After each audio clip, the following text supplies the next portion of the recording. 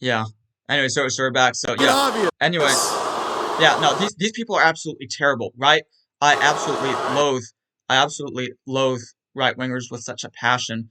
I mean, just like literally, literally, uh, you're an abomination. Okay, you're an abomination, and like they're literally murdering millions of people a year through making people die from preventable causes just through economic unfairness.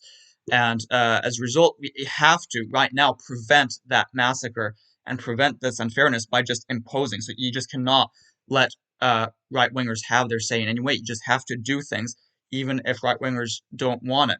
Okay, so you just gotta ignore them. And if they then oppose themselves violently, then you're violent back in self-defense. Like the idea is you just if you want to do the right thing has to be done, and you do it, you just do it, right? And if somebody opposes themselves, then you force your way, and if somebody opposes themselves violently, then you force your way violently back. That's the way to proceed. And again, I don't advocate for violence at all, but I advocate for solving violence. And literally, right wingers are currently responsible for an enormous amount of violence. Um, and I'm also talking like I'm referring to all sort of idiotic, orcish policies, including like the sort of supposedly left-wing policies of like North Korea and Cuba and so on, right? I'm not defending those places at all, okay? What I'm saying is that this kind of shit, this kind of shit is terrible. The fact that you're literally just letting people die because through your completely inequitous system. So, um, that's what I'm saying. That's what I'm saying. So I'm not one of these sort of lefties I mean, I don't even consider myself a left winger. I'm consider myself right of center since I advocate for a system that's still mostly a free market capitalism. And I don't advocate for revolution, but I do advocate for just doing the right thing and doing the right thing, even if there's violent opposition to doing the right thing. And so, yeah, this is you have to what you have to do. We have to get universal healthcare coverage for everyone on Earth, and you have to get a global basic income for everyone on Earth that's the same everywhere, a single global tax scale on Earth everywhere. And if you just do it, okay? And if people fight you, you just push through. And if people are actually violent towards you, then you just defend yourself as needed. This Look is at the that. most That's interesting the sound of Satan. Like just literally the little demons that are booing the forces of good. conversation on taxes I've heard. If you don't know the concept of recirculation, See, this is the left the left is fundamentally weak against against these orcs because they see it as the average person, the worker, the proletariat, etc., against the rich people. But the problem is that there's an enormous amount of proles, of workers, etc., of middle earners and low earners who themselves actually are basically ideologically they align themselves with the very rich people because they have sympathy for there are lots of poor people that have sympathy for very rich people and that don't have sympathy for poor people, like you literally don't have sympathy for themselves and their fellow poor people. And like literally many poor and medium people hate the poor so much that they'd rather be poorer themselves if it means that other poor people will also stay poor. Like literally lots of poor and middle people want all money to be concentrated towards rich people and to avoid having money go towards middle and poor people. That's basically the ideology of your typical Republican. And that is, I mean, Hillary called them deplorables, right? And that's for a good reason. And she got lots of flack for it, but in fact, she should have kept using that.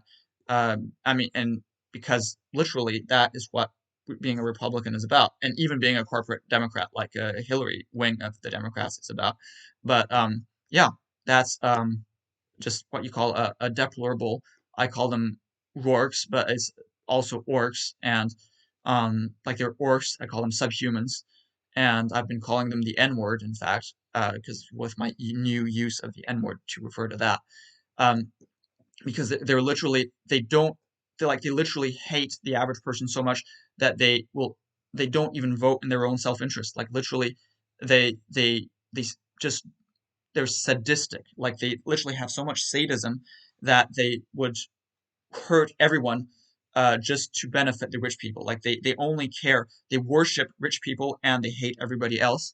And I know they don't really think of it in those terms, but in practice, that's what it amounts to. And like literally, that is in practice what it amounts to. And so, yeah, just please, please don't don't heed anything they say. And like, yeah, it would be. I fully intend to rid the world of those people, not through violence. Although, like I said, if they want to commit suicide, then I welcome them to do that. Please, if you feel like killing yourself as a right winger, please do so. And otherwise, um, yeah, the way to go is eugenics. So you just eugenicize, not in the Nazi way of breeding, of course, but in the just through genetic engineering, at targeted genetic engineering at the level of the embryo, when we have the capacity to do so, to eliminate just all the horrible biological tendencies towards believing into idiotic, harmful things. Of money, then go look it up. And so the way that it works is that when the middle class has more money, disposable income, they Like spend it. literally, these are people that are booing Cenk because they want to have less money and they want the average person to have less money so that a few rich people might have more money. Why? Because they're not living in the lap of luxury. They're not saving it for their yacht.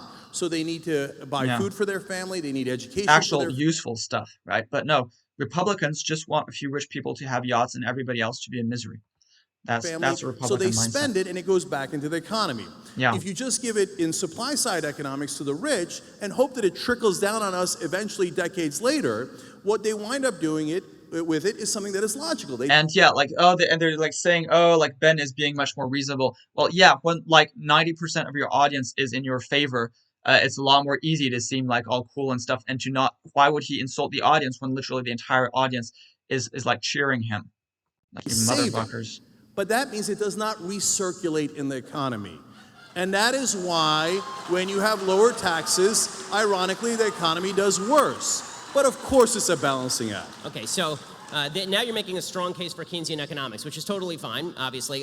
The problem with Keynesian economics is that it doesn't even work in theory because, again, once you go to the logical extreme, which is remove all of the money from the rich people who are saving all their money and give it to all the poor people to buy hamburgers. Again, we're not. Cenk didn't say go to the logical extreme. He said find the right balance, you moron. Of course, Ben, you know that, but you're just being disingenuous. You're just on purpose doing your Weasley stuff as you usually do.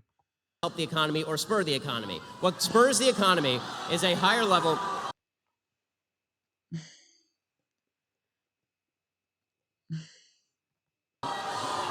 Right.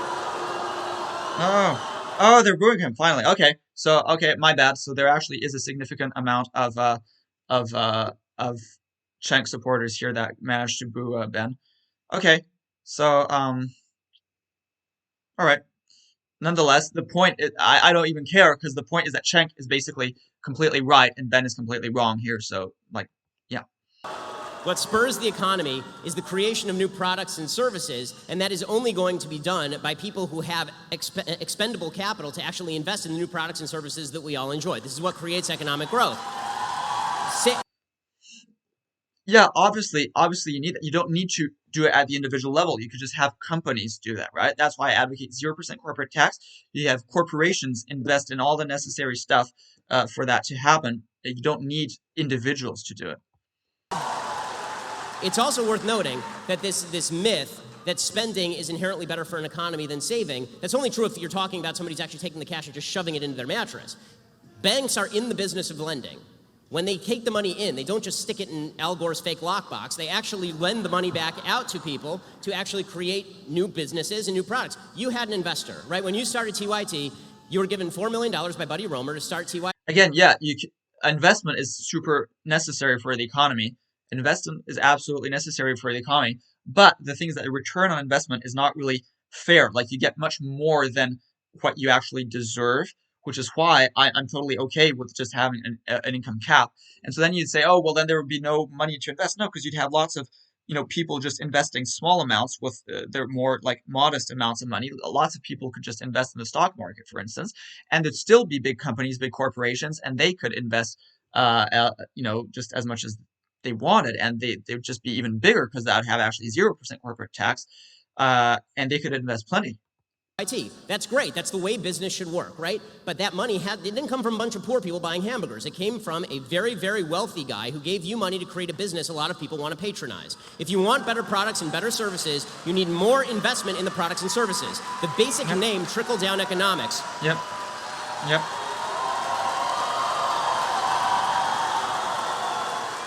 The basic name trickle-down economics is not something that any conservative even proposed. It's a leftist revision of what economics actually is, because you're not giving me the money. It was my money in the first place, created through voluntary transactions that I had with others. I've not... No, but yeah, again, it's created through voluntary transactions with others, but the problem is that you're not actually paying. When you're doing this transaction, what you're doing is you're paying for like a good or a service.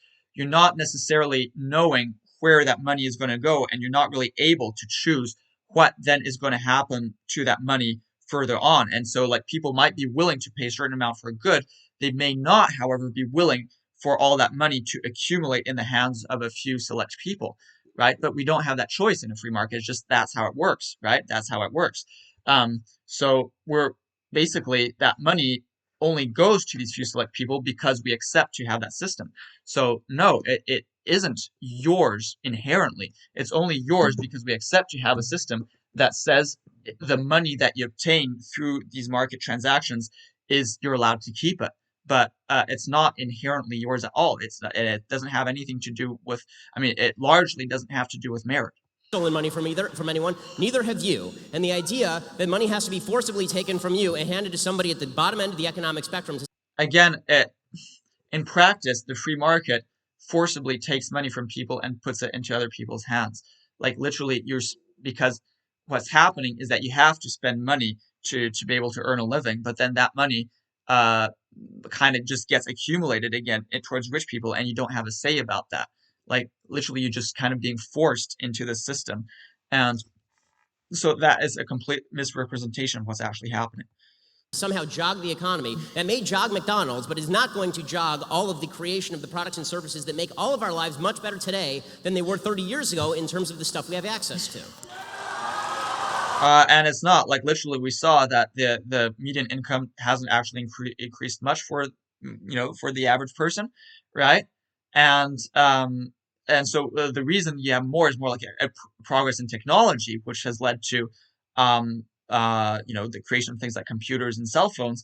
But that's another question. I mean, that has nothing to do with the topic at hand.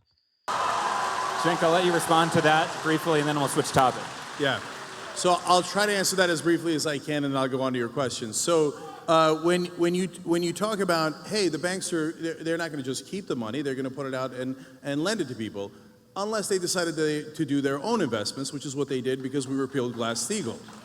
So it's not as simple as, oh, I have money, so then I will now utilize it or I'll lend it out. Yeah, well, the point is that then if banks just like, I mean, they're still gonna like invest it in something. So I'm definitely not like an anti-bank person. Again, as for me, as long as the money is just like in corporations, including banks and stuff, that's fine. What's not fine is when the money goes to actual individuals who then like splurge on yachts and stuff. So Because that is actual material wealth at that point. That is actual real tangible economic resources that are being wasted.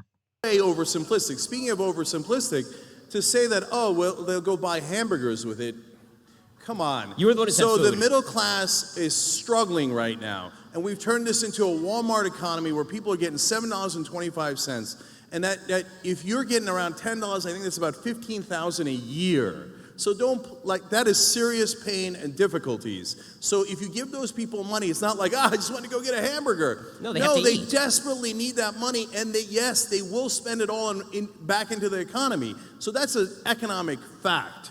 And so, and Ben, for the... Yeah, I mean, they're both making valid points, but the problem is that the whole ideology that Ben has overall is just wrong, okay? time, we have to find a balance where you have provided an incentive for people to save and invest, and you have provided an incentive for people to be able to put money back into the economy and to be able to live. And it's not, and Yeah, taxes thank you. Thank you. Just like let people not be in misery, maybe. is not stealing from you. So you're right, I run a business. So in order for people, my employees, to get to my company, you know what they have to do? They have to drive on roads. Okay, so it's not stealing from me to build that road. That helps my business. Yeah, They exactly. Like some amount of government spending on infrastructure is helpful for the economy and does create economic growth precisely for that kind of reason, because then businesses have infrastructure that can allow them to properly operate. had to go to school. The fact that they went to public schools allows them to work for me. All these things are things that I benefit from. I didn't build that company by myself. Every single person that works there helped me to build that company. Yeah, exactly that also. Like literally you like much of the value, like when a company grows and it grows in value, right? Because it went from a small thing to a big thing. The main actual thing that made that company grow is that there are now more employees, and they're the ones who are actually providing the real value, not just the owner. The owner was just lucky enough to create a company that managed to grow and also skilled enough, presumably, to make it properly grow. But the point is that it's still mostly the result of the employees actually putting in the effort, and so this means that like it just doesn't make sense for like the founder of a company to then become incredibly rich from the success of the company, because like the actual effort that that person put in isn't really all that much more than your average person, right? And uh, like it makes no sense. And what's funny is that lots of these Republicans claim to be like Christian, and ironically, before like earning passive money for an average person, like think precisely like get lending at an interest, so that you could actually make money from doing nothing. And like even things like getting money back on investment and stuff, it was sort of frowned upon because it's like getting money for doing nothing. And there was this idea that one should have to actually earn one's money through one's labor, and that was sort of based on Christian values. And ironically, nowadays they've these supposedly Christian right-wing people have just adopted the complete opposite value, where they're completely in defense of making as much passive money as you want. And meanwhile, it's the sort of less religious left-winger people who are now defending the idea that one should actually earn one's money, that the money that you obtain should actually be somewhat deserved. And that's what it means to work together. Okay, so And so, to answer Steve's question finally, look, what is this Congress going to do on tax reform? And Ben and I disagree on this too, because we just talked about it a second ago. And this is just political prognostication, but I think that the Republicans will definitely pass tax reform. And the reason I say that is because the Republican Party at this point is completely dependent on their donors. And by the way, don't get me wrong, the Democratic Party is also largely dependent on their donors. I think the Republicans are a tiny bit more corrupt. But so I think that their donors are going to demand those tax cuts. And if I am right, and we'll all see this, because it's something that's going to happen later, not something that has happened, they will do everything. They will move mountains to make sure that those rich donors and corporations will get their tax cuts. okay, so this is an interesting case where I say to Cenk's prognostication from his mouth to God's ears, and he says about mine from my mouth to God's ears, because I don't think they're going to pass anything, because I think that there's a high level incompetence inside the Republican caucus, and it's pretty fractious. But I do want to go back to a couple of points, because you actually hit on some major thematic points. You talked about roads and the fact that we need roads in order to get to work. This is a point Elizabeth Warren made, and obviously a point that President Obama made at the time.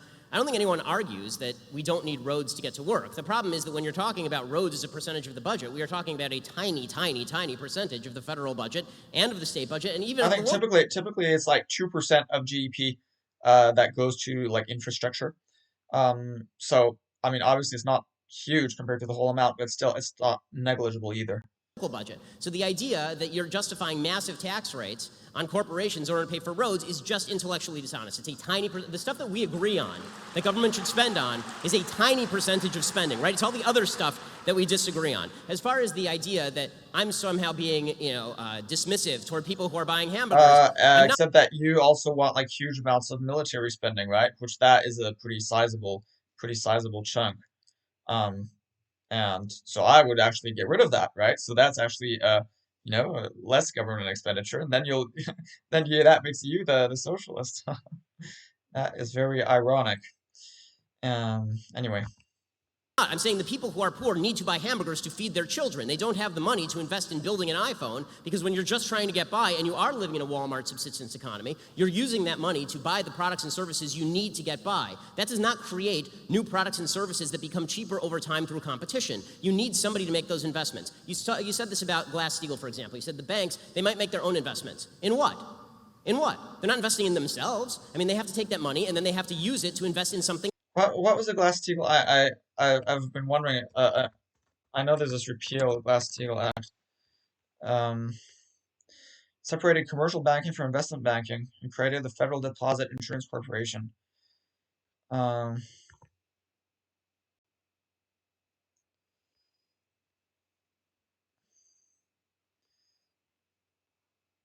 oh. So what did it do exactly? So there's four provisions. The separation of commercial investment banking prevented securities firm investment banks from taking deposits and commercial Federal Reserve's member banks from dealing in non-governmental securities for customers, investing in non-investment grade securities for themselves, underwriting or distributing non-governmental securities, affiliating or sharing employees with companies involved in such activities. Um, so so they tried to repeal it. So in 1999, then it was declared publicly inappropriate. Um, and they think it was like indirectly caused the 2008 crisis. Yeah, and they say the investment bank culture came out on top when they brought investment and commercial banks together. Um, and here, Ben Bernanke said that the activities linked to the financial crisis were not prohibited, or in most cases even regulated by the Glass-Steagall Act. Um, so basically, it said that basically all companies became kind of investment banking when they repealed the act. Um, Again, all this banking stuff can get pretty complicated, so I'm not even gonna then all the Shapiro fan people are gonna say that, oh, then I'm not like in a position to talk about this. But no, I get the basic idea. It doesn't matter that I don't understand all the sort of banking specificities. Um, yeah. Else. In any case, Bench says loads of completely wrong stuff. Even if he like says right facts, he has completely wrong interpretations. So who cares? Places like Apple, some that fail and some that succeed. This idea that banks are somehow evils. But I'm not. Yeah, I'm not one of the people to say banks are evil. In any case, I'm not. I'm not. Is just not the case unless you are talking. I'm pro banking. Like, I know that there obviously there's some like parasitic activity with like sort of short-term trading and stuff, which could it means that lots of people who could be like expending their energy in more productive activities are doing that kind of stuff. But yeah, overall banking is still useful. Talking about them working in Congress, here you and I agree, working in congruity with a Congress and with a legislature that is attempting to give them kickbacks. Both you and I agree on this.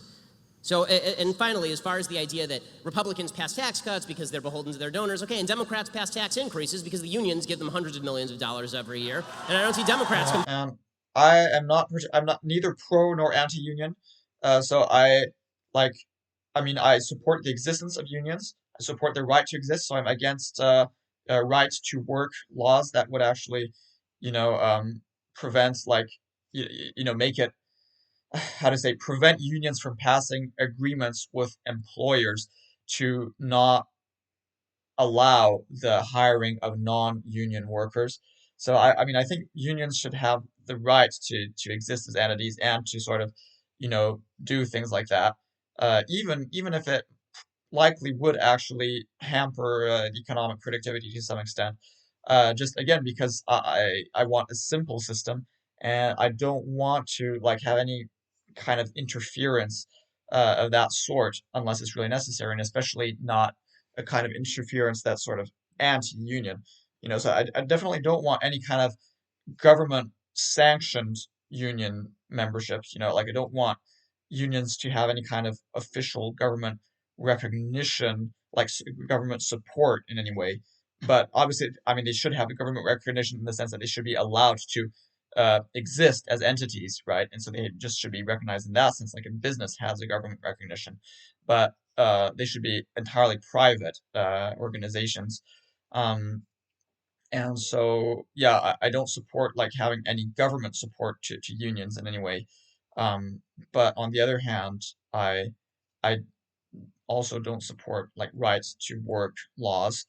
Um, and basically, I don't like I know that unions are often like not really great for the economy because then they sort of there's this collective bargaining, and that means that it sort of means that like even poorly performing employees get protected by the unions, and that is something that I don't think is really a good idea for economic productivity. And so like I don't really believe so much in workers' rights. I believe in consumer rights. For me, everything is about the consumer, and so I don't really particularly care if like workers have a hard time or not, for the moment that everybody has a basic income. Because my idea is give everybody a basic income, and then if your job is bad, then you just quit and just be on the basic income. That's my reasoning, and so I don't support a minimum wage. I don't support uh, particularly support like union activity, but I don't support uh, like prohibiting union activity either. And because the idea is that for me, work is just this sort of necessary evil to allow for economic production.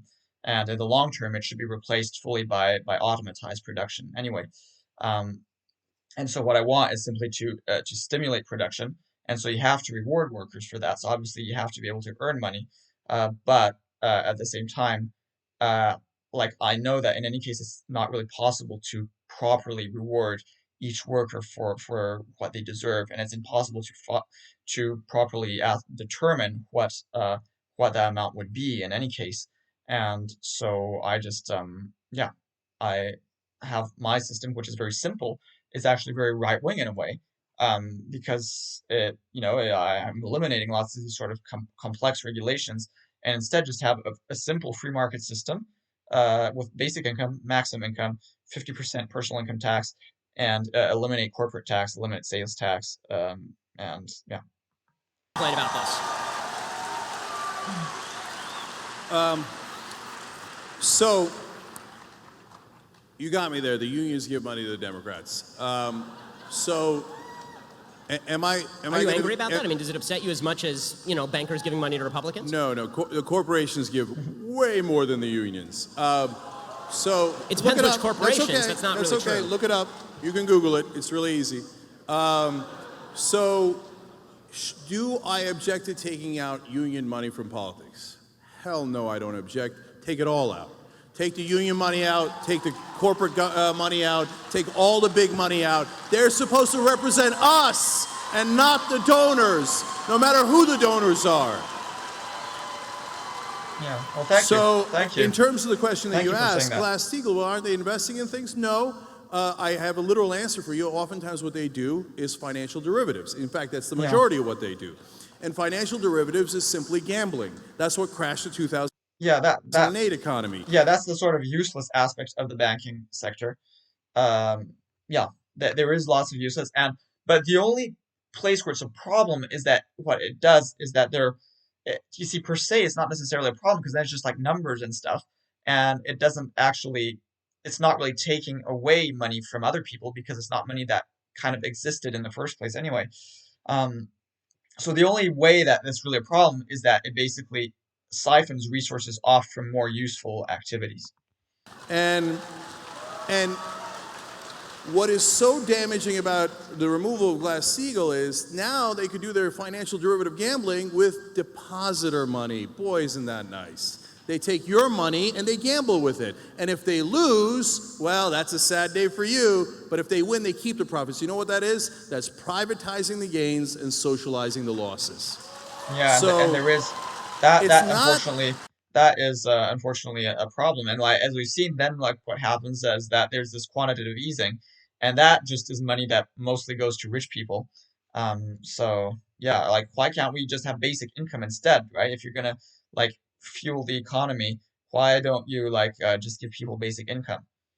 Like, okay, there's probably some, probably the reasoning is that the banks actually need that quantitative easing, or then they've collapsed, and then that would create like bigger havoc if you just, if you didn't do the quantitative easing. But the point is that still, like, maybe how about just, considering giving people basic income, or maybe if you're going to do quantitative easing, well, then maybe like tax rich people higher to compensate for that and give the money of that taxing back to basic income. it's not that the banks are But evil. Of course but in any case, like I said, I just want people to do my specific policy that I've explained. they're not evil. It's just that Yeah, they're thank you. Again, see, Cenk is not one of these sort of completely, anti-capitalist lefties. He's not a left winger. He's a right of center. He wants capitalism. He says that, he himself is a business person. He himself, like, he's saying banks aren't evil. He's like, literally, he is an actual reasonable, moderate, right of center person. Okay. driven to make more money. Of course, that is the whole point of maximizing profit. So if we say, hey, banks, you're allowed to go and buy politicians, although the Supreme Court would say, no, they're just talking to them. They just gave them billions of dollars. They're just having a conversation, right? Just because they gave them billions of dollars, do they want something in return? Of course they want something in return. And that's Yeah, our thank you. money. So Thank what you. they got, what they got And like literally, the so ironic thing is that literally these people that are like pro ban and anti Cenk is largely a result of them having been brainwashed by the propaganda of ultra rich people that got to be ultra rich because we don't tax them, because we don't have an income cap, we don't have a wealth cap. Like literally, they're just the result of that very propaganda, and then it's this, a self-feeding cycle, right? Because then they'll perpetuate it. It's so ironic. was laws passed by politicians to remove Glass-Steagall, and yes, Clinton and Gingrich, yes, both parties are guilty on that, but now the Democrats want to put it back and the Republicans don't, and they took our depositor money and they gambled with it. And if you thought that if you gambled, you get to keep all the profits, and if you lost, it didn't affect you at all, you would probably gamble a lot of money too. And you would take a lot of risk until you crash the economy, and that's exactly what happened. Okay, so Ben, let me just add one piece wanna- to this question. You'll respond to it too. You've talked a lot about the corruption in politics, and a core part of the Trump campaign was railing against the establishment, which he thought was corrupted, and a lot of the big donors were initially against him. So which way is the Republican Party going to go on this? Is it Trumpism and the grassroots movement, or the establishment? Well, I mean, when it comes to money in politics, I think that breakdown doesn't really hold. I mean, the fact is that President Trump, during the campaign, talked routinely about how he engaged in putting money into politics. So, I mean, this is a game that a lot of people are playing. It's kind of a weird question. But as far as the idea that all money should be out of politics, here's the problem. Okay, TYT, we both have corporations, and we expound upon politics every single day. And we motivate thousands of people, right, every day on both sides of the aisle. That is effectively an in-kind contribution. Now, you campaigned with Bernie Sanders. Did you do it because you expected? That's fine. Did you do that because you supported Bernie Sanders, or did you do that because you expected some gimme for TYT in return? I assume you did it because you supported Bernie Sanders, right? Yes. So, okay. So, the point that I am making is to attribute to everyone else bad intent when it comes to political spending in politics, but to yourself, it's totally fine. And when it comes to other media entities that give in-kind contributions on a regular basis through their coverage, this is when the New York Times, which is biased to the left, spends an inordinate amount of time and money reporting on Mitt Romney's idiotic stories about how he was in high school and cutting a gay kid's hair in 1932. If you're saying to me that that is less impactful on the political sphere than a corporation, which is a group giving money to a political candidate for purposes of supporting that candidate, I fail to see how you can say for yourself that you are innocent in this, but everyone else is guilty. I don't believe that. Either everyone's guilty or everybody is innocent, or if you can find the actual cases of guilt where there's a quid pro quo, then we agree. That's prosecutable, right? Yeah. So, Yeah, and I kind of gotta somewhat agree with this. It's kind of hard to, it's hard to say like what is acceptable and what isn't. And like literally, it's true that like just making even just like making videos like I'm doing like an in-kind contribution for whoever is like has the same ideology that I do, for instance. Um, and like, yeah. So in that sense, I almost would be in favor of eliminating, limits on things like campaign contributions. But like I said, you'd have an income cap and a wealth cap. So literally, you just couldn't give all that much. That would be the way I would do it. And like, and big corporations, of course, they could be like very rich big corporations, but they wouldn't be owned by a single person. So then you'd have to have a sort of a collective, a collective agreement that such and such a corporation would actually be able to contribute. other point, when you talked about the 2008 economy, you talked about Glass-Steagall and how this led to the crash. The real reason that the crash happened had far less to do with Glass-Steagall. I opposed the bailouts, by the way. It had far less to do with Glass-Steagall than it had to do with the fact that the federal government was actively promulgating the notion that corporations should give subprime mortgages to people who are not qualified as people who could take out loans.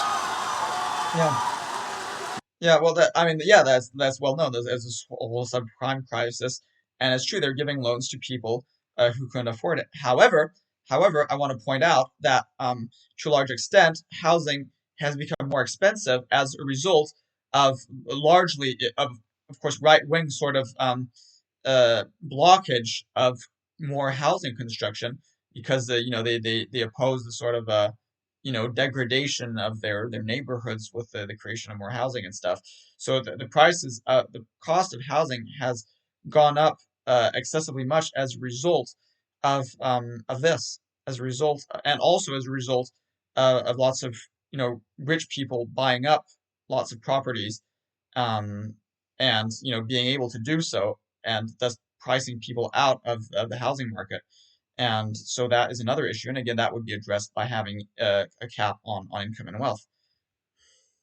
And also, of course, land value tax would help to some extent. This meant that, as you say, corporations are not inherently conservative, they're not inherently free market, they're inherently profit-driven. So if they felt that they could give a bunch of subprime mortgages and this would inflate the real estate prices, and if things went wrong, they just foreclose on the nearest house, and the market just keeps going up and up and up, and they can just, as you say, turn these into derivatives and sell them on the open market by pretending that these are all good loans because they have government backing, then of course you're going to get an inflated, overheated real estate market. But the question there is not the workings of the free market, it's the combination that you like in a mixed economy, that I hate. Okay, I hate mixed economies in the sense that I don't believe that capitalism and socialism should be mixed, that corporatism is the solution. Okay, what you're talking about is corporatism. You're talking about Glass-Steagall, which freed the getting rid of Glass-Steagall, it freed the corporations to invest in a free market manner, but also they gave a bailout to all of these corporations by essentially incentivizing them to give a bunch of bad loans, knowing that if things went... Yeah, but see, that is a sort of corporate Democrat, which like sort of policy, which like Republicans would support, but I don't think like actual left-wingers would support. I certainly don't support that. Although, of course, left-wingers like super left-wingers would just support socialism, of course. So that's another question. But like I definitely don't support like these that kind of corporatism. But it's not out of left wing or right wing. It's just more out of again a simplification of the system where you just accept in specific sectors where the government really takes control, like road building and education, like for children. You just have a complete free market, and just that way it just simplifies things. bad, then all the losses would be socialized. The problem there is not the free market. The problem there is a government that is acting as a backstop for bad decisions in the free market by profit-driven corporations. Yeah, yeah, that is a good that is true. Okay. All right, I love that. There was a lot to respond to there, so let me try to take it one at a time. So first off, I love the idea that the government made the banks do the subprime mortgages, and golly gee, the government twists the banks' arm, and they they made provided them billions upon incentive. billions of dollars. Oh man, oh don't make me make another billion. Don't make me make another billion. No, they did those. If they thought they were going to lose money off of it, they would have a fiduciary responsibility not to do it. I agree. Okay, it was. They were not forced to make billions of dollars. They were not forced to then have us bail them out. Right. They did all of that because there's legalized bribery in America. Right, because the government was giving them money. So, Correct. so now let me address that. You say, well, what's the difference between your speech and their speech? Mine is actually speech, and theirs is money. So there's a giant difference. But you spend money on your speech. First off, so they say, no, Supreme Court says, no, money is speech now. No, money is property. It's not speech. And so if money was speech, well, then if you go to a hooker and you say, oh, no, officer, I was just talking to her. Okay, money is not speech. So, for example, to give you a sense of it, I'm not sure I to understand compare me saying I like Bernie Sanders and you saying whoever you like is the equivalent of this is obviously nonsensical. I believe it's obvious. So in a recent 5-year period, the top 200 corporate givers, they both in donations. Well, because the thing is that you need money to be able to promote yourself, right? So then you'd like set up a corporation for yourself to like be able to promote yourself and like, I'm thinking like if I got successful, I would like end up maybe making money from it, and that would turn me into like a business, and at that point, like it would literally, be money, right, for a certain political cause. So I think, yeah, it's hard to really put a clear limit on what is like, just like bribery and what is just freedom of speech, what is, yeah, lobbying and just opinion. Um, yeah, I agree, and that's why I prefer again to simplify things, to just have a limit on income and wealth. And in lobbying spent $5.8 billion. Okay? So that is not the same thing as me saying, hey, I like what Bernie's saying about college. Yeah, so yeah, but he's still part of the same kind of. He's still got a company himself. And yeah, again, with my system, you couldn't spend anywhere near that much amount of money because of the limits on And just on Medicare. wealth and income. And when they did, why do you think they did? It was not because, hey, they genuinely like Bernie or Trump or Hillary. Because in return for that $5.8 billion, they got $4.4 trillion in government subsidies. So, which leads to, I actually think, the biggest point here, the difference between big government and small government. So a lot of times conservatives say, oh, you guys like big government. That's not true. So let me explain. If I ask you, hey, you got a plumbing job, what would you like, big pipes or small pipes? I don't know. What's the job we have? It depends. It's the same thing with the government. Okay, what size government would you like? I don't know. What's the job we have? So to say big government or small government doesn't make any sense. Yes, thank you, Cenk, for So, this. for example, do I want a big government that invades Iraq? Hell no, I don't. No way. Yeah, thank you. Unlike the Republicans who do. Unlike the Republicans, socialist commies who want big government for military. And Ben, you were vociferously for the Iraq War, so in that sense, you loved the big government. Couldn't Yep. get enough of Thank it. you. Woo! Yes, thank you, Cenk.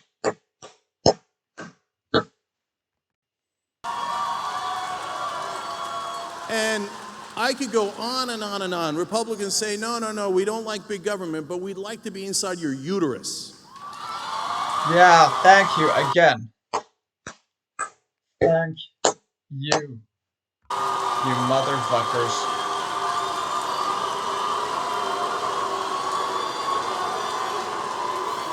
So just admit it. It's no problem. Just say it. Just say it. You're a bunch of commies. But just a bunch of commies when it comes to doing bad stuff. You want a big bad government, a big bad brother, like in 1984, because you're like literally the what the 1984 was about. It was written about like right wingers. It's not. It's called INGSOC because yeah, it was also socialist communist governments do the same thing. It's like the same shit. It's so ironic when right wingers bring up 1984. Like, oh my God, it like literally refers to them. Okay, that kind of totalitarian interference, that the nationalism, that which creates a permanent state of emergency, and which makes people blind to the flaws of the government, which provides legitimacy to the oppressiveness. It's it's just so ironic. Government, it's okay. So you're talking about when you like when you're rich and you want tax cuts. Oh no, I don't want big government. I want small government. But when it's convenient for you and you'd like oil subsidies and you'd like Yeah, wars and oil. you'd like to Thank meddle in you, people's private thank you. Oil subsidies lives, then you love and agricultural subsidies, which then means that the poor people in poor countries can't even sell their stuff. big government. Yeah, Okay, you so wanna- I need to respond to some of that. Yeah, So, definitely. Yeah. Okay, so first of all, I'd like to point out that Cenk's big destroyed. government Ben destroyed. Right wingers destroyed permanently. There's no recovering from that. and That small government that is dichotomy was proposed. that is the entire. He did perfectly. He did perfectly. He put down the entire myth just with that one thing. He just completely destroyed the entire myth that right wingers like small government. By you, not by me. I talk about the proper scope of the government's involvement in particular areas the same way that you do, and we may disagree on all of that. My point is that overall, if you're Oh, talking, yeah, right. Suddenly you weasel yourself out, and suddenly right now you're no longer about big government, versus small government. Suddenly you're no longer small government and left wingers the big government. Now you see you completely shift. That's what they do. That's what these weasels do. They shift. at the level of government spending, it needs to go down, and you believe that it really needs to go up. Okay, so it's disingenuous. No, it's not even true. You believe it needs to go up for things like oil subsidies and for wars and for meddling with people's uteruses. Yeah, that's what you think. Depends. It's Not on war, does it? No, but overall, Not on the war okay, on drugs. Yeah, not on the war on drugs either. Yeah, see? Again, not even necessarily overall. Like perhaps in absolute terms, yeah, but like fundamentally, it's not about big versus small. It's just about for specific things, and maybe it turns out that in net amounts, a left winger would prefer bigger government because that left winger prefers a more amount of government expenditure for the things that it wants compared to what the amount of expenditure that the right winger wants for the things that it wants. But ultimately, it's not just about big versus small. It's about what you want specifically to be funded by the government. Not on Cenk, so many of those wasteful overall, programs. It depends. But let me. Overall, you let want you the finish. federal budget increased. Overall, I would like the federal budget decreased. To pretend that this is not true is to lie. Okay, and when you suggest that there is no difference between Except that Republicans have actually often increased the deficit, but at the same time increasing tax cuts. I think I would suggest that that's actually a mistake. Maybe Ben, you want to decrease, but considering that you're just a shill for general Republican positions, I think it probably isn't even true. we just have different visions of what the government should cover. These things cost different things. Okay, the war in Iraq was very expensive. You know what's more expensive? Social Security, Medicare, and Medicaid. All of these are vastly more expensive than the war in We Iraq paid and into it. Afghanistan. You idiots, stop cheering. You're just like, again, you're just subhuman idiots. You're an abomination, a scum of the earth that needs to be eliminated. Now, as far as this, again, going back to this idea that, again, I don't like this big government dichotomy any more than you do, in the sense that you say, well, it's big government for the government to get inside people's wombs. And I say that it is the government's job to preserve life, liberty, and property, and one of those things is life. Yeah, except that you also want to like completely regulate, like in theory, you'd probably even want to regulate like the kind of relationships that people have and stuff like that. And so like you stop short of that because otherwise you couldn't claim to be like pro-libertarianism and stuff. But yeah, yeah, it's just kind of ironic that you claim to be small government. But yeah, of course. In any case, I'm not pro-abortion until the end of the pregnancy because like literally babies start to become viable at like 22 weeks, I think is the earliest viability recorded. So that is I think it's 20 weeks after conception. So that's not even quite 5 months. So I mean, that's literally that person could be viable at that point, could be a baby. So like literally, starting from 5 months, you're committing infanticide if you're doing an abortion. So I think like okay, maybe it's okay to like do infanticide, but like you have to be clear that that is what you're doing, in fact.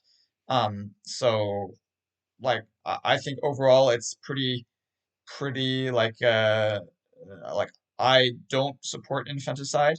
Like you could make a case for it, saying that okay, well that kid will have a terrible life because the parents are so poor. Maybe let's just kill the kid at birth. Okay, you could make a case for that, but I personally kind of object to it. So as a result, I think it's much better to have a limit on abortion at what they do 3 months after amenorrhea, so it's like 2.5 months after conception. Because historically often there's this idea of like quickening, right, when the child starts to move, and the idea is that's when the child actually like has a soul or something, and so to me that makes sense, and that was typically at I think they said it was 14 weeks of amenorrhea that it can be perceived. So having it at like 12 weeks, which is what often lots of these countries is, well, it makes it before that. So I think it makes sense to do it. We could even lower it a bit, but or because like most abortions get done before that anyway. So I think the 2.5 months like 10 weeks after conception, that seems like a pretty reasonable amount. Um, but I think you should have the right to do it um, at that level because otherwise it's just such a big thing. It's so life changing at this point. Your thing is just a tiny little thing that isn't properly developed. It doesn't like think at all like a human at that point. It may not even be conscious at all. It may just be like literally like completely like there may be just nobody there at that age. And that's what I like to think, in fact, with regarding to the quickening, because that was the idea of this quickening thing. And so, especially if we believe that, it makes complete sense to me to be allowed to do an abortion. And so that's why I support abortion up to that amount, 12 weeks after the last menses. To protect you, to protect. Right, right. So they're cheering him like crazy, and yet, at the same time, you like voluntarily murder millions of people every year. So please don't tell me, right, in the way I said, through economic, lack of opportunity and stuff, which makes people just die from all sorts of other factors that could have been prevented if they'd had more money. So like literally, Republicans, right wingers in general, actually support the murder of millions of people every year, just not directly, so as long as it's just like letting people die from sort of external causes, then that's completely fine for them.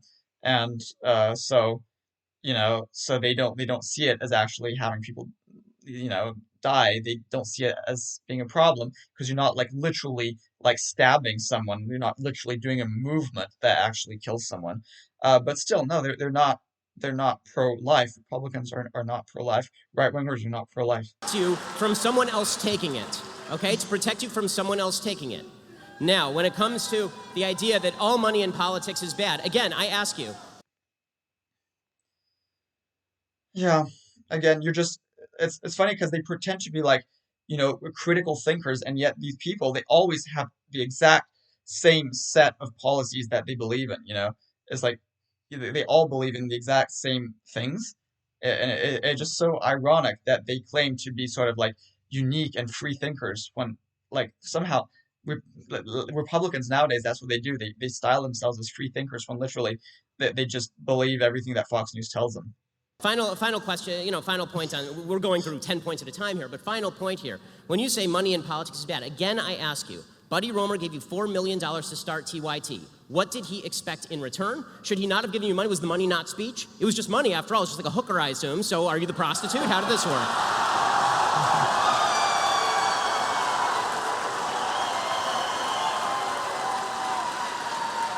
Like, look at these idiots. When you take money from Al Jazeera, Okay. does that make you a hooker So for the that Qataris? was How an does that awesome. work? That was an awesome conflation. Okay, we were talking about money in politics and how money is not speech when you give it as a campaign donation, and you turn it around to a business investment. In a business investment, it has nothing to do with speech. Money is money. They gave us an investment, because they believed in our business. Good, That has nothing to do with politics. That's great. And you think the government is in the business of regulating business. So if the government is in the business of regulating business, what would be the problem with the government telling Buddy Roemer he is not allowed to invest in your business? No, those are two different issues. No problem. No, it's one thing is to say, hey, let's set reasonable limits. I actually kind of, to a certain extent, I'm having a hard time following the exact line of argumentation here, but overall, I gotta agree with Ben on the idea that ultimately it's hard to draw a line between, what constitutes, uh, just business investment and what constitutes like speech in the sense that obviously if you're going to fund a business that engages in some kind of speech, then you're actually, also doing speech and as such, you're also basically, uh, funding, financing, uh, and you're lobbying like a certain political point of view. So kind of agree with Ben here. And like I said, the again for the third time, the better way to do it is to have a cap on income and wealth. Limitations on what can happen around elections, which is again what most developed Western countries do. So, and they have different versions of that rule. There's ads you can run, you can't run ads within a certain period of time. You have public financing versus private financing. Those are rules around an election. That is a completely different issue than the government saying randomly you can and you can't invest in businesses. Why? So you're conflating those two issues that have nothing to do with one another. Why? So let's just Yeah. Wait, what does why mean? Because it's those a- are because two. Hey, it- why, hey, you know because- you believe in education, Real quick, so very why don't you quick. believe in healthcare? Because it's a free country, and I get to spend my money wherever I damn well please. so as a, See, that's just an incredibly stupid thing, and like the massive cheering. Again, just the massive cheering from the idiots who have like no understanding that if that was the case, then we'd have zero taxes, and like literally you wouldn't have a road anywhere.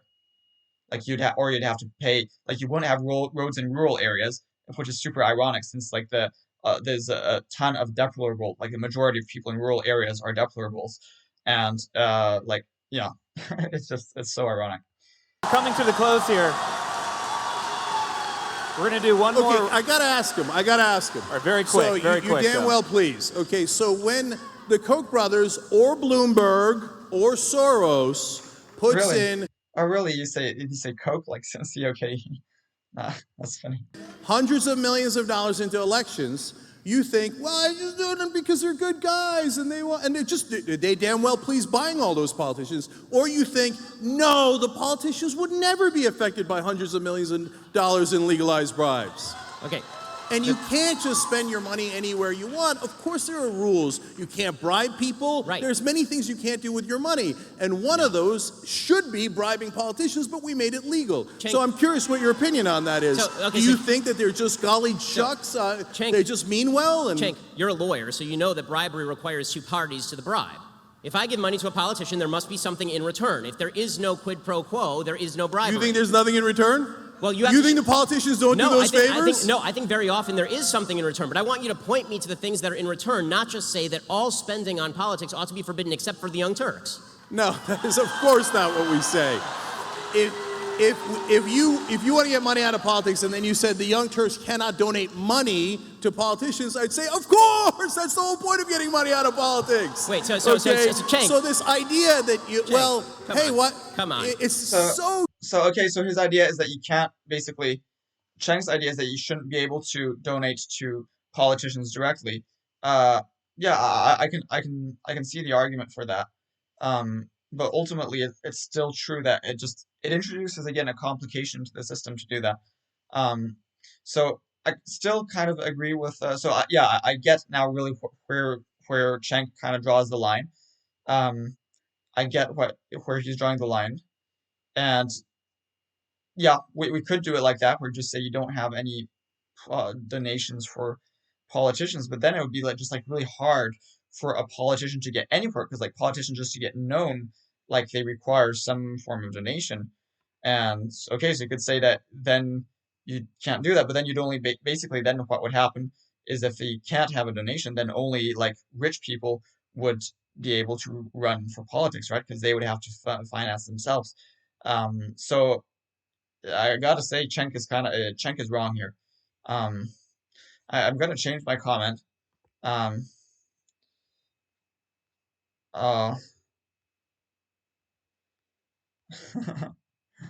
I like kind of trolling with this. I'll change here, but I rather agree. I still, all right, still still, I rather agree with Ben on the issue of campaign financing.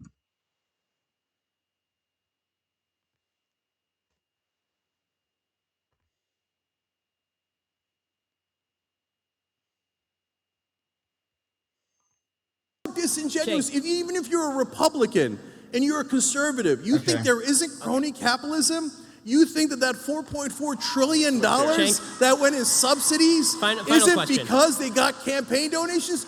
You know it's because they Cenk, got campaign Cenk. donations. Okay. Okay, final question. This is gonna be the last word on Final this. thing here Last on this, word. okay? Final question on this. So, Young Turks is super successful. You have 80 million uniques. It's wonderful. Do you think Thank Bernie you. Sanders would care more if you gave him $10,000 or if you dedicated your entire network to kissing his ass for an election cycle?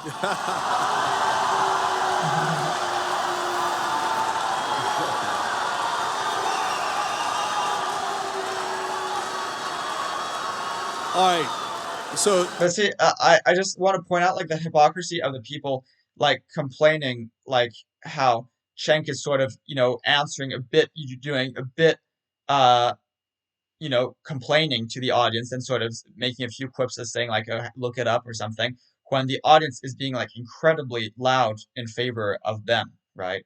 I want to just point out how that they've just like completely selectively like blind to like their side, like basically they only see the flaws in their opponents and they never see their own flaws. Um, yeah, I mean they're completely ridiculous. two things about this. First of all, I think you and I will agree. I think you and I will agree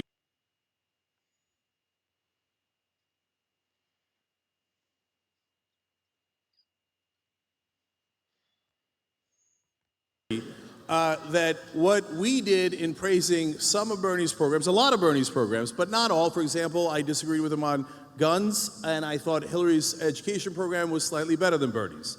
And by the way, I agree with Republicans on the Export-Import Bank. So it's not blind allegiance. That is not what we do, not remotely, okay? Second of all, I think you'll agree with me that the mainstream media kissing Hillary Clinton's ass for 2 straight years was a much bigger problem. Would you outlaw Now, it? the distinction that you're asking for, Would you outlaw that? you're asking for, and now I've answered, I think, 4 times is, one is speech, and by the way, protected, you said life, liberty, and pursuit of happiness. I think we all agree to that. I got a big applause line. I also agree. And in our Constitution, the First Amendment is right to speech and freedom of the press. So that is that rubric. Money is not in the First Amendment. There is no right to spend money on politicians. Money is money, speech is speech. All right, so let's do rapid fire now as we come to the close here. I think, by the way, there's wide agreement about the corruption in politics, maybe different ways of how to deal with it, but this has been a very good conversation. So I'll go first to Ben. As we look at 2020, what will be a winning message and who will be a winning candidate on the Republican side in 2020? Well, apparently, I guess nobody. So, I think that the greatest ally Look at these Trump idiots. that the Republicans have is the incompetence and stupidity of the Democratic Party. As opposed to what exactly on the Republican side? It just, I can understand that one would criticize the Democratic Party, and Ben like rightly criticizes like some of these silliness of identity politics, but it's just so ironic that they just are completely blind to like their own immense flaws on their own side. 2016, in fact, I have a feeling that Cenk actually might agree with me on this, that 2016 election, Donald Trump became president of the United States, right? Hillary Clinton was the worst candidate in the history of mankind. Except she still won the popular vote, and I think popular vote is the only thing that should count, and so she should have won just for that. And that had, so, the Republican message I never thought was a particularly losing message. I just think that what we have right now is such a polarized politics that it's going to be very difficult for anybody to pass anything in this climate. I also think that what we have almost a reactionary feel on both sides. Like what I like about this debate is that we're actually talking about ideas, which is actually pretty rare in this sphere. Well, what's become more common is that on the left, there's this retreat to intersectionality as an identity politics. This idea that if we can cobble together a group of people who are feeling victimized by American society, you know, we have black people and we have Hispanic people and we have women and we have gays and lesbians and transgenders, and they all feel really bad about how American politics is going. And if we push that notion, we can create a coalition. There'll be a brand new coalition never before seen in American politics, and that requires a woman to run, or that requires a black woman to run, or that requires a minority to run. If they do that, then what you're going to see from, and I think in an equally nasty way, from the right is a response that says, okay, well, if you're going to do identity politics, you will see some white identity politics from the right, which I think is really negative. I don't want to see either of those things. What I would like to see is the Democrats campaign on the bigger, on the stronger involvement of government in your life and higher taxes program that Cenk wants them to campaign on, the Bernie Sanders, Elizabeth Warren program, and I would like to see the Republicans campaign on my program, a smaller government, libertarian program that says the government should get as much out of as. Again, please stop saying you're for small government when you want huge spending.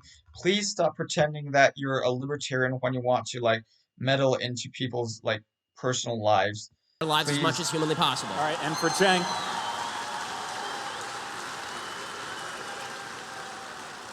For Cenk, what will be a winning message and who will be a winning candidate for Democrats in 2020?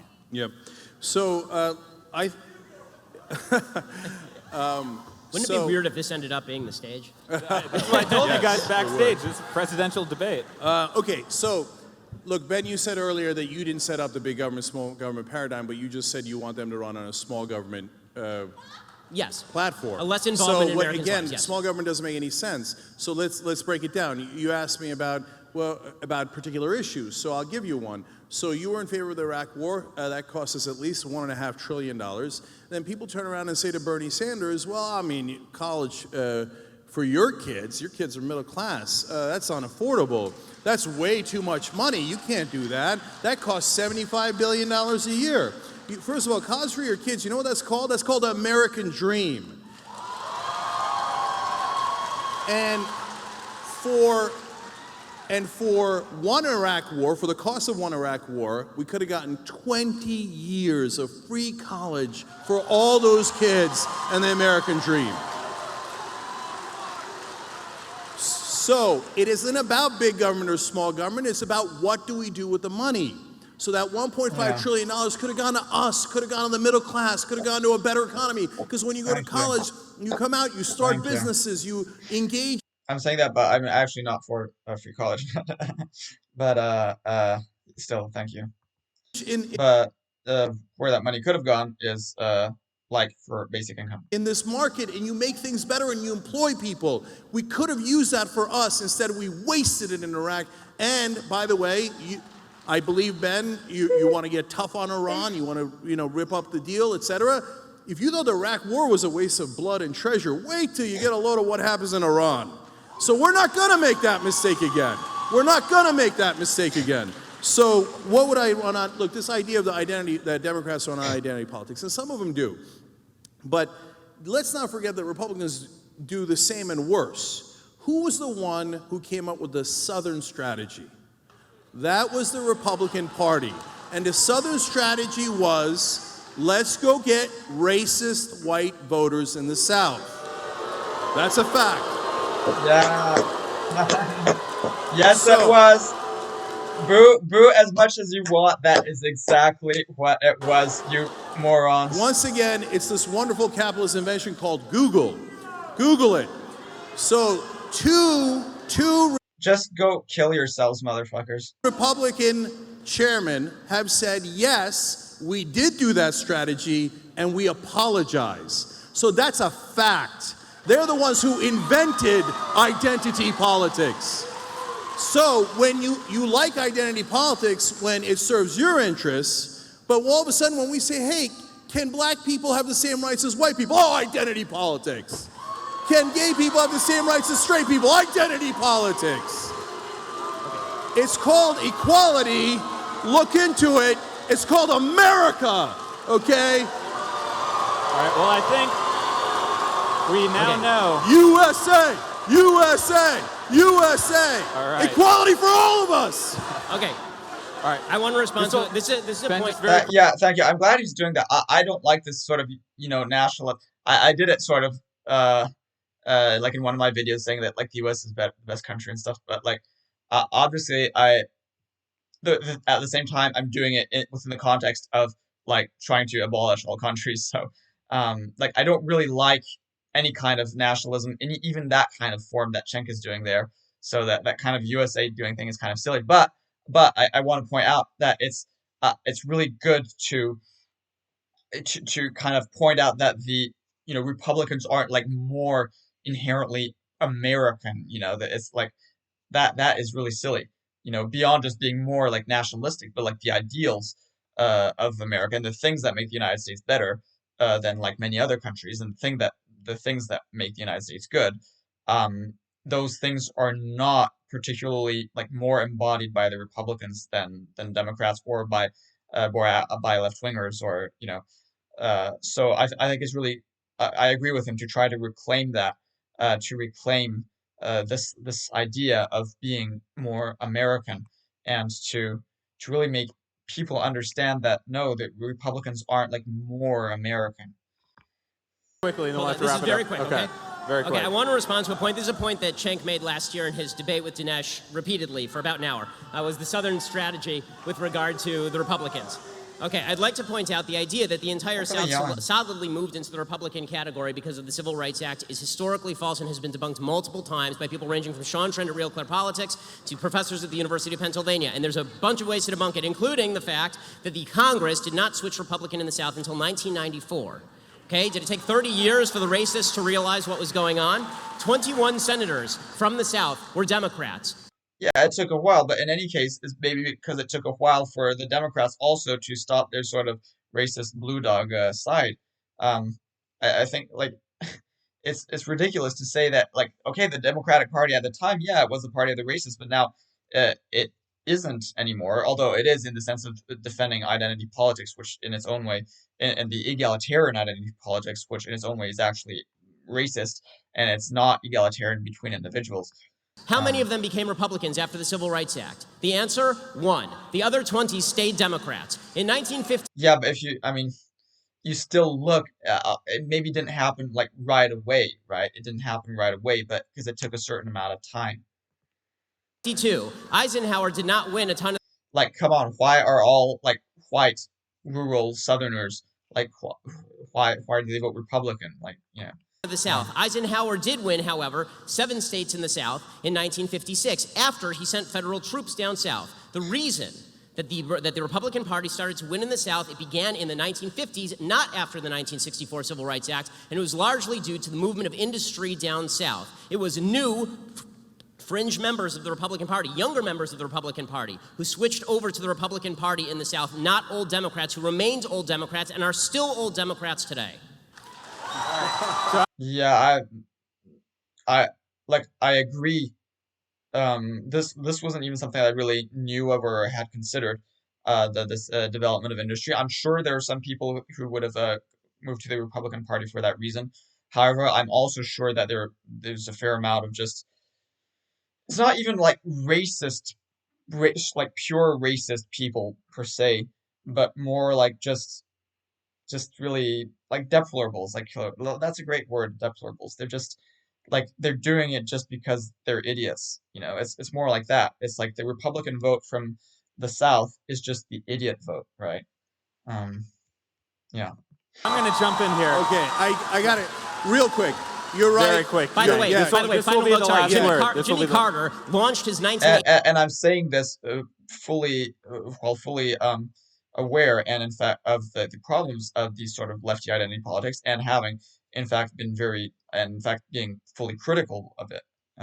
So yeah. campaign at the headquarters, that town in Alabama that was the headquarters for the KKK. So to pretend that it was only Yeah. Republicans playing Yeah. the bad and All evil right. race strategy is just a So- lie. All right. Okay, Last word. And then, So- then this will be the last word. But their thing is that like the Republican Party now is just based no, it's instead of being anti-black, it's just anti-Democrat. But it's based on this idea of the Democrats rather than any particular platform. And see how they're also like opposed to Cenk, who himself is not even like a Democrat. So they're just anti this idea of leftism in all its forms, really. Um, and so in that sense, it's still even if it maybe isn't actually racist, it still has this very same kind of bigotry that initially motivated the racist people in the South. That was him responding to his own thing. Okay, so real quick, because you're right, we had a whole hour-long, almost an hour-long debate on the Southern strategy. You guys always cherry pick certain windows of time. In this very narrow window of time, this people change to that people. I just went from 1952 to 1994. Hold on. If you're so right, why did two heads of the RNC come out and say, yes, we did the Southern strategy, and we apologize? Why did Pat Buchanan say to me on MSNBC, yes, we did the Southern strategy, yes, we got whites to vote for us in the South, and we had a good run? Okay, it wasn't me saying it was Republican leaders and Buchanan who did it at the Nixon campaign, admitting that that was exactly the strategy. And there were some members of the Republican Strategy Council who were doing evil things. That doesn't mean all the people who voted for the Republicans were voting for them because of those things. And to impute that, I think it's even more the case that like lots of people voted Republican even if the actual representatives didn't. I think there's lots of like dog whistling going on, and so people vote for the Republicans even when the Republicans don't openly say like racist things. I think people obviously are voting. Obviously, like think about the people. The party of the racist white people is the Republican Party. That's pretty obvious. that motive to tens of millions of people down south is to ignore not only every public opinion imputing it poll to done, Republican but leaders. also to fail to recognize history. All right, I'm going to cut right in here. So, first of all, I think we figured out who this crowd wants to run for president in 2020. Ben Shapiro and Cenk Uygur. Second of all, this is exactly the type of debates we need to be having between the left and the right all across the country. And I want to thank Politicon. I want to thank... Okay, all right, that's it.